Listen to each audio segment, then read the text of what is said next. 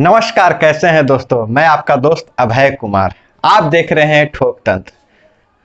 दोस्तों, पंचायती राज व्यवस्था में वार्ड सदस्य एक महत्वपूर्ण अंग है।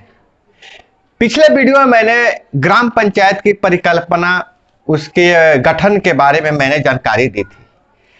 अब वार्ड सदस्य कितना महत्वपूर्ण है और पंचायत में उसकी कितनी चलती है और क्या क्या कार्य है, उनके क्या क्या शक्तियां मिली है, उनकी शक्तियां कहाँ निहित है, इन सारी बातों पे हम चर्चा करेंगे। तो दोस्तों, हम चर्चा करने से पहले आप सभी से गुजारिश करते हैं कि अगर आप वार्ड का चुनाव लड़ना चाहते हैं, चाहे लड़ या नहीं लड़ना चाहते हैं, लेकिन आपको यह जानकारी रखनी चाहिए कि कौन से पद की क्या शक्तियां हैं, क्या जानकारी है और उनकी क्या ताकत है, उनका कार्य क्या है। तभी आप उनसे कार्य भी ले सकेंगे। अगर चुनाव लड़के आप जीत गए, चाहे चुनाव लड़ रहे हैं, तो लोगों के बीच जाने में आपको सुविधा होगी और तभी आप अपनी जो क्रियाकलाप है उसको समझ सकते हैं और जीते हुए प्रतिनिधि से काम ले सकते हैं और जीत जाने पर आप काम कर सकते हैं। तो वार्ड सदस्य क्यों महत्वपूर्ण है, पहले हम इस पे चर्चा कर लेते हैं। भारतीय लोकतंत्र में चार सभाएं होती हैं। चार सभाएं होती है भारतीय लोकतंत्र में। ऐसे कहा जाता है कि लोकतंत्र के चार पिलर आप लोग जानते होंगे, लेकिन लोकतंत्र की सभा की बात की जाए तो उसमें चार सभाएं होती है। अब देखिए, जो पहला होता है राज्यसभा, इसको अपर चेंबर कहते हैं। दूसरा लोकसभा, लोअर चेंबर। उसके बाद होता है विधानसभा, राज्यों में आते हैं विधानसभा, वो तीसरा नंबर पे हुआ। और चौथा नंबर पे ग्राम सभा। तो भारतीय लोकतंत्र में चार सभाएं हैं, चार सभाएं महत्वपूर्ण है। अगर नीचे से आएंगे तो ग्राम सभा, विधानसभा, लोकसभा और राज्यसभा। आप एक चीज गौर कीजिए, पहले तीन सभाओं का प्रतिनिधित्व जो करते हैं, जो हमारे प्रतिनिधि होते हैं, वो जनता के प्रतिनिधि आवाज कौन बनते हैं? हमारे प्रतिनिधि बनते हैं। डायरेक्ट जनता लोकसभा में न बैठती है, न विधानसभा बैठती है, न राज्यसभा में। वहां हमारी आवाज को, हमारे लिए काम कौन करते हैं? तो हमारे प्रतिनिधि करते हैं, जिन्हें हम चुन कर भेजते हैं। लेकिन जो ग्राम सभा है, ग्राम सभा के जो सदस्य होते हैं सारे मतदाता होते हैं। इसलिए एक ऐसी सभा है, एक ऐसी सभा है जहां प्रत्यक्ष रूप से मतदाता अपने लिए निर्णय लेते हैं, अपने लिए विकास के कार्यों को सोचते हैं, अपना डिसीजन लेते हैं। यह प्रत्यक्ष लोकतंत्र यहां है। मतदाता जो होते हैं, ग्राम सभा के जो भी सदस्य, सारे मतदाता उनके सदस्य होते हैं, वो अपने लिए योजनाएं तो बनाते ही हैं, उसको लागू भी करते हैं और उसका अनुसरण भी करते हैं। ऐसे लोकतंत्र की बहुत पॉपुलर परिभाषा है कि जनता के द्वारा जनता के लिए, जनता द्वारा जनता के लिए और जनता पर शासन होता है, वही लोकतंत्र है। यहां जनता, देखिए ग्राम सभा की विशेषता देखिए कि जनता खुद अपनी योजनाएं बनाता है, उसको क्रियान्वयन भी करता है और उसकी अनुसरण भी करता है। तो इसलिए ग्राम सभा बहुत महत्वपूर्ण है। अब ग्राम सभा का जो नेतृत्व कौन करता है, उसकी इकाई कौन है? वार्ड सदस्य। तो समझिए वार्ड सदस्य के पास कितनी शक्तियां होती है, कितनी पावर होती है। हम वार्ड सदस्य की कार्य और शक्तियों की तो हम चर्चा करते हैं। उससे पहले आपसे हम गुजारिश कर लेना चाहते हैं कि अभी तक आप इस वीडियो को, इस चैनल को सब्सक्राइब नहीं किए हैं तो सब्सक्राइब कर लीजिए, क्योंकि मैं प्रतिदिन कुछ ना कुछ नया अपडेट डालता ही हूं और हर पद के लिए पंचायती राज से संबंधित हर अपडेट में डालता हूं, उससे जुड़े प्रश्नों को डालता हूं। उसमें जो नया अपडेट आता है और जो भी क्या अधिकार है, पब्लिक का क्या अधिकार है, वो पूरी जानकारी मैं इसमें डालता हूं। प्रतिदिन वीडियो में डालता हूं। अगर आप सब्सक्राइब नहीं कीजिए, कर लीजिएगा तो आपके पास नोटिफिकेशन चला जाएगा, नहीं कीजिएगा तो फिर बात की बात है, सर्च करते करते मिल जाएगा। और दोस्तों, मेरा पारितोषिक यही होता है कि अगर आप वीडियो देख रहे हैं तो अगर पसंद है तो उसको लाइक कर दीजिएगा और कमेंट करके जरूर बताइए। कमेंट करते हैं तो मुझे लगता है कि आप और हमारे और आपके बीच में कनेक्शन शुरू है। आप हमें सुन रहे हैं, हम और आपको अच्छा लग रहा है या खराब लग रहा है तो कमेंट से ही पता चलता है।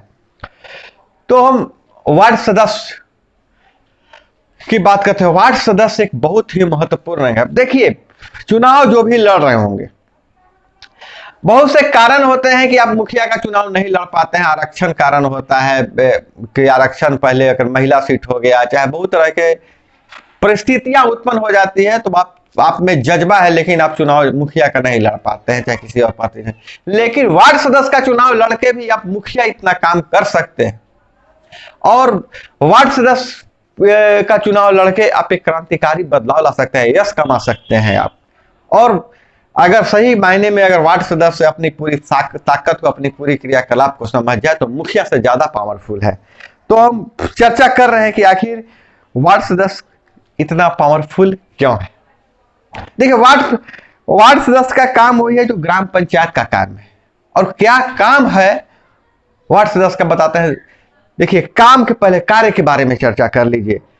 कृषि, सामाजिक और फर्म बनाने की जिम्मेवारी उसकी है। लघु वन उत्पाद, ईंधन और चारा इस संबंधी डिसीजन ले सकता है। पशुपालन, दुग्ध उद्योग और मुर्गी पालन, मछली पालन, खादी ग्राम उद्योग, कुटीर उद्योग, स्वच्छता एवं पर्यावरण, यह इसका कार्य। इतने आयाम है, इतने लोग, इतने जो जनोपयोगी कार्य है उनमें यह काम कर सकता है। इसको काम करने के लिए ग्रामीण व्यवस्था और निर्णय संबंधी, जैसे पेयजल, विद्युतीकरण, जन वितरण प्रणाली, बाजार, मेला, स्वच्छता, करीब करीब 16 बिंदुओं पर ग्रामीण व्यवस्था में इसको निर्णय लेने का हक है।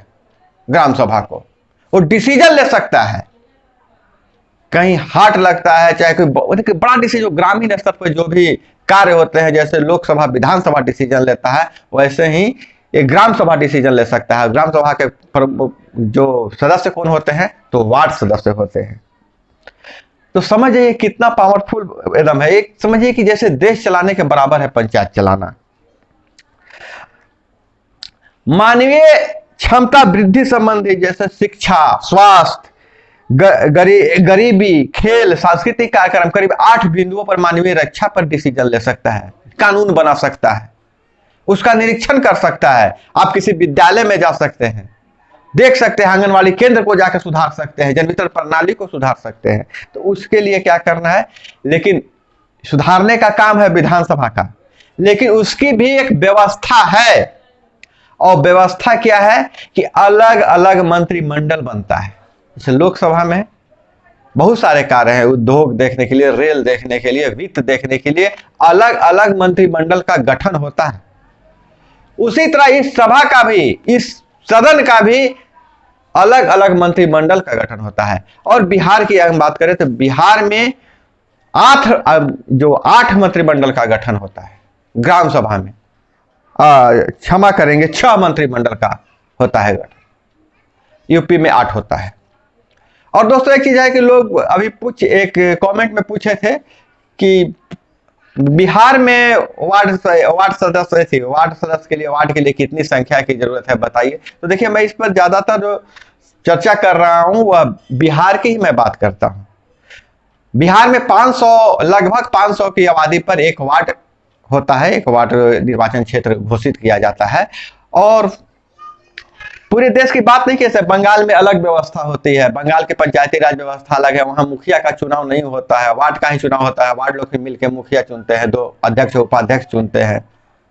और यूपी में थोड़ा सा लगभग सेम है, झारखंड में सेम है। तो यूपी और झारखंड के लोग भी इसको देख सकते हैं, समझ सकते हैं।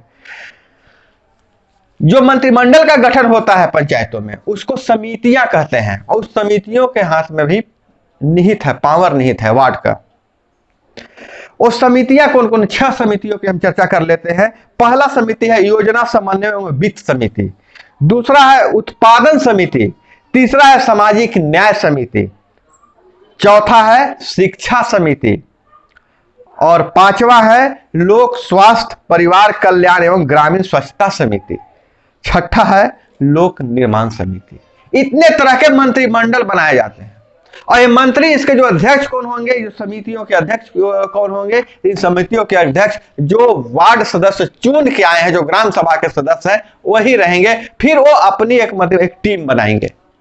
उसका भी एक नियम है, टीम में कौन सा रहे, कितनी महिला रहेगी, कितने सदस्य रहेंगे, उसका भी एक नियम है। तो आप प्रश्न पूछिएगा तो हम चर्चा कर देंगे। और वो बाद की बात है, हम सब ये सारी समितियों के 6 समितियों के कार्य और इनके गठन के बारे में भी हम अलग से वीडियो एक बना देंगे। ये समितियां ही है जो वार्ड के लिए एक शक्ति का काम करते हैं। उसका मंत्री बनाता है वार्ड को। समझिए, ग्राम पंचायत का उस विभाग का वो मंत्री होता है। एक मंत्री का पावर आप जानते हैं। तो वार्ड भले देखने में छोटा पद रहे, लेकिन यह बहुत बड़ा पद है, बहुत डिसीजन मेकिंग पद है। इसलिए इस पद को समझने की जरूरत है। और जब अपने आप अधिकार को, कार्यों को समझ जाइएगा तो आप में शक्तियां जो है पता चल जाएगा। कहते हैं ना कि हनुमान जी को अपनी शक्ति के बारे में पता नहीं, कोई बताता था तभी पता चलता है।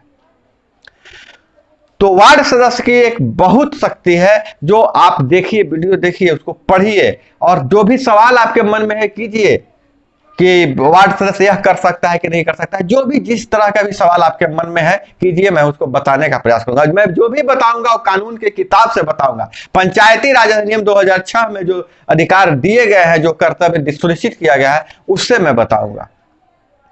तो दोस्तों, यह थे वार्ड सदस्य की, एक वार्ड सदस्य की शक्तियां और उनके कार्य के बारे में मैंने चर्चा किया है। हालांकि जितना पावर दिया गया है और जितने कार्य हैं वो एक वीडियो में संभव नहीं हो। पूरक प्रश्न में ही संभव है कि एक एक प्रश्न पर एक वीडियो बना दिया जाए, तो वो ज्यादा आसान होगा। लेकिन जो चुनाव लड़ रहे हैं उनको यह समझना बहुत जरूरी है कि वार्ड सदस्य की क्या शक्तियां होती है और क्या पावर होती है। तो दोस्तों, हम इसी के साथ अब आपसे हम विदा लेंगे। अगर फिर आपसे गुजारिश करते हैं, अगर चैनल को आप सब्सक्राइब नहीं किए हैं तो सब्सक्राइब कर लीजिएगा और देखिए, लाइक जरूर कर दीजिएगा वीडियो को। और अगर जो भी आपके मन में सवाल है, वीडियो चाहे वीडियो के बारे में जो भी लिखना चाहेंगे, कमेंट जरूर कर दीजिएगा, क्योंकि कमेंट होता है तो लगता है हम और आप जुड़े हुए हैं। तो दोस्तों, हम विदा लेते हैं, मिलते हैं अगली वीडियो में। जय हिंद, वंदे मातरम।